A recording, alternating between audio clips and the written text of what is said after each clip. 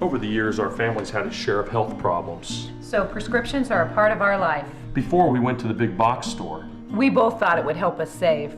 But with the long lines and impersonal service, filling prescriptions became a chore.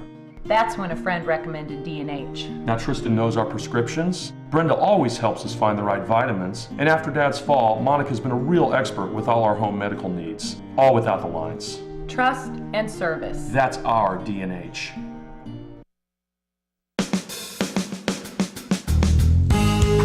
Good morning and welcome to Radio Friends, Thursday, February the 26th. We just got a couple more days of this month left, so we're going to talk about March, which is National Nutrition Month. And I want to introduce you to Judy Arnet. Good to have you here, Judy. Thank you, Paul. Been a long time since you've seen you. You filled in for Rita Reader back on Pepper and Friend many, many years ago. Many years ago. We won't say how many. That's okay. That's all right. But you're with the Central Missouri Academy of Nutrition and Dietetics, or dietitian. Right. March is National Nutrition Month.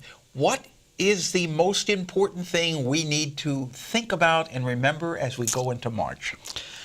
Well, the message is always the same, and we just keep trying to make it stronger. We want to make people aware of how to eat more healthy foods, lots of fruits and vegetables, lots of whole grains, low-fat dairy, and get some exercise in. Yeah.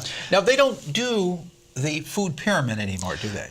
No, food pyramid's been replaced by My Plate. My Plate. My Plate, yes. I thought the food pyramid was kind of nice, though.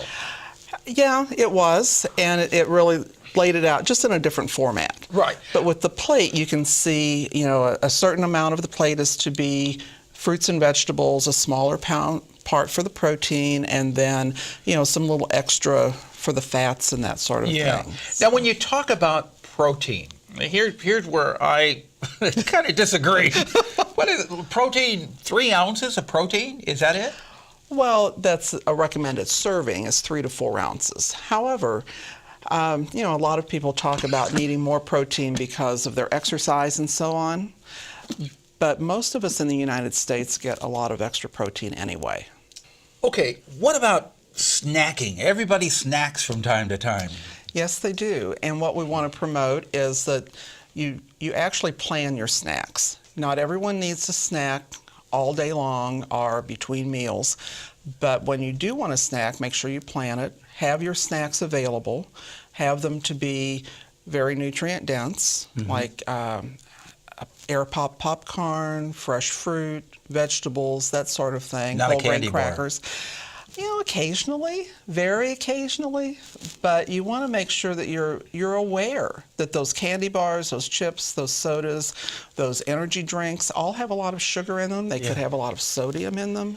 So you want to be careful about those. So what you're telling me and what we've heard over and over again, you can eat whatever you want, but do it in moderation and do it sensibly. Exactly. Okay. We had this term many years ago, and now it's coming back in other disciplines called mindfulness. We talked about that earlier. You want to have mindful eating, mindful snacking. Okay. You think about what you're going to need. You think about, I didn't have quite so many fruits or vegetables at breakfast or lunch or dinner. I need to fill in the gaps. Okay. And you do it with those healthy foods. We're almost out of time, but I know you've got something coming up for the kids that you wanted to mention. We do. We have a Kids in the Kitchen session at the Columbia Public Library in the Friends Room. It'll be on Saturday, March 7th from 2 to 3 p.m. Okay. The kids will learn to read a recipe. They'll learn to wash, peel, and cut up fruits and vegetables. They'll be making fruit kebabs and a vegetable couscous salad. All right. And everybody is invited to attend. All the kids are invited. Kids are invited. We like to have an adult with the child. There is a registration, and people can call 573-443-6161 to register their child. 443-6161 to register for the child. And it'll be Saturday, March the 7th. Okay. From 2 to 3 p.m. Judy, thank you so much for coming by. Thank you, Paul. Pleasure having you here. Thanks. Now we turn to my other friend over here, Diana Moxon, Columbia Art League. Good to have you here. Hello, Paul. Nice to be back. And you look lovely as always. Thank you very much. So what have you got coming up in, well, we sound so proper here. What do you got coming up in March? We have a new show that has just opened this week, and the opening reception is coming up on Saturday, so in 2 days' time.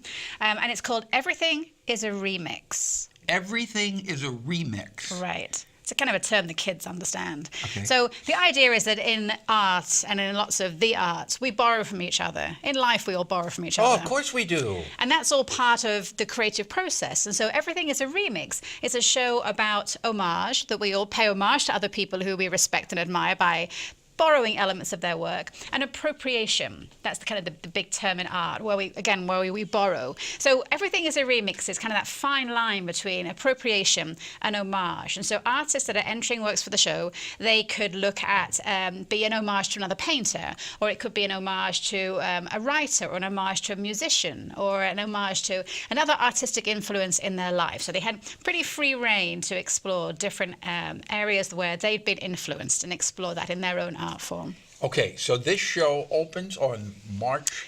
No, it's already opened. Oh, it's already open. It opened on Tuesday, so you can come down and see the show. Okay. But the official opening reception, when we give out the awards and all the artists are there, it's going to be this Saturday from 6 till 8 p.m. at the Columbia Art League. Okay, 6 to 8 o'clock. Exactly. Columbia Art League, you will be there, and everybody is invited. Everyone's invited. What do you got going on for the summer then, for spring? For spring, well, after Everything is a Remix, we have a show called Feast, which is a show about food. We do a food show every year, and that's always a fun show. People love... Oh, that's perfect. You should have had that in March. I know, really. We Yeah. did last year.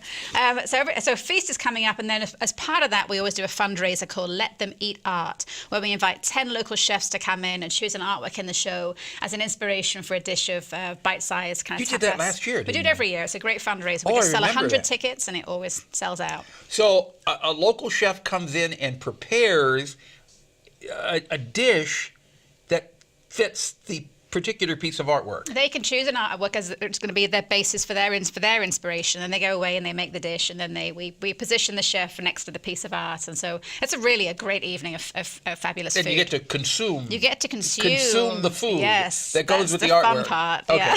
all right, and that's when. That is, I think, on May the 7th, so it's a little ways away yet. But the Feast show opens in mid-April. But first of all, we've got Everything is a Remix through until mid-April. Then we have the Feast show. Then we have the Let Them Eat Art events, and of course we have coming up in the summer. Oh, art in the park. Or she said, art in the park. But, art in the park, that's the big thing. It is. Yeah, It's so huge. So you've been working on that for a year, haven't you already? we're certainly since last September, October time. So we're well underway now. We know And which that was- artists are going to be there. And Oh my, such a tremendous success. And it's really, really a wonderful, wonderful 2 days. It is. It's a really fun event, and I always, whenever I'm feeling stressed, I remember how many people it makes them very happy. So many people in the city say, "I love Art in the Park," and they look forward to it, and we get to deliver that to them. So Yeah. Every time I pull out my salad bowls, I think of Art in the Park. Because of bottom at Art in the Park. Dinah Moxon, thank you so much for Thank coming you. by. Columbia Art League, it's always a pleasure to have you here. Tomorrow, we've got music from Hickman High School on our program, directed by Travis McMillen, Reynolds Journalism Institute. Audio is Pat Akers from KBIA. Our floor director is Lowell Thomas. And our assistant producer and guest coordinator, Uncle James Mauser. And if there's something you would like to hear or see, I would love to hear from you. Drop me an email, pepperp@missouri.edu. Bye-bye.